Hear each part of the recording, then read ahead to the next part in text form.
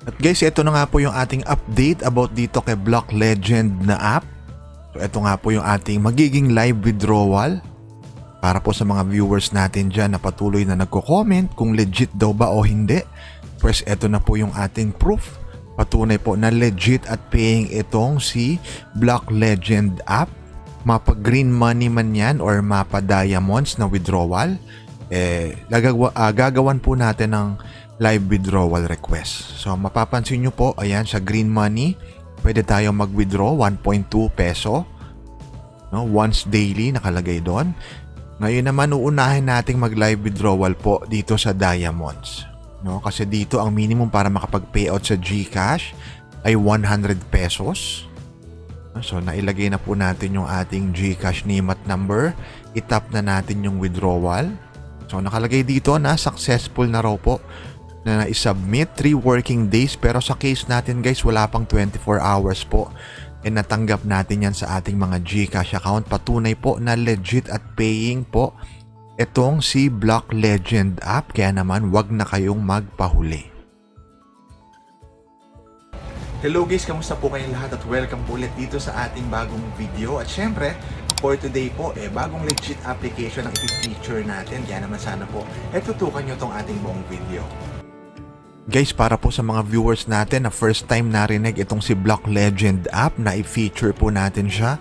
Nagawa natin ng video nito lang siguro 5 or 4 days ago. Kung gusto nyo po itong subukan at i-download, nandyan po yung link sa description ng ating video sa baba para makapag-download na rin kayo at makasabay na rin kayong kumita at makapag-payout. So, paano ba ito laruin? So, bigyan ko lang kayo ng quick na preview. Tapos, balik tayo sa live withdrawal natin. Papunta naman po doon sa green money. So, kapag na-download nyo na po itong si Block Legend app, so, ganito lang siya kasimpleng laruin. So, punta muna tayo sa gameplay. So, level 1. Ito po yung dati ha. So, pinapakita ko lang po for the sake ng mga viewers natin na first time pa lang siyang narinig at gusto ring makasabay. Siyempre, para hindi po sila napag-iiwanan. So, dito maglalaro lang po tayo ng parang Tetris. Kailangan natin dito ang mabuo, makolek yung mga prutas na mababasag, no? Halimbawa, makabuo tayo ng mga blocks. Tapos may makokolek tayo na prutas. Importante guys yung mga prutas na yan kasi sa Royal Pass. No, sa mga nagtatanong po, sabi, green money, pwede na ako mag-withdraw kaya lang nag-e-error. Kailangan nyo pong maipasa yung Royal Pass. No, halimbawa, dito po sa 1.2 peso ang kailangan 10 Royal Pass. So, naka 30 na tayo, kaya naman pwede na tayo mag-request ng withdrawal. So, sabi dito, ayan, no, 3 working days din. Pero again, within 24 hours po, ipapadala nila yung mga payout nyo, mapa GCash man yan or mapa Lazada.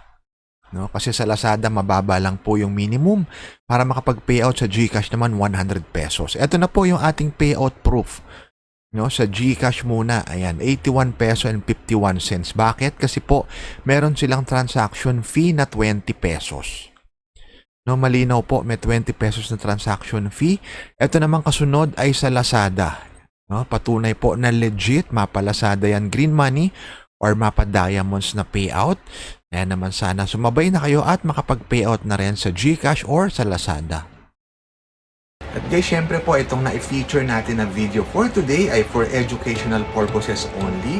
At kung nakatulong nga po ito sa inyo, consider subscribing po dito sa ating YouTube channel. Again, magkita-kita po tayong muli sa susunod na video.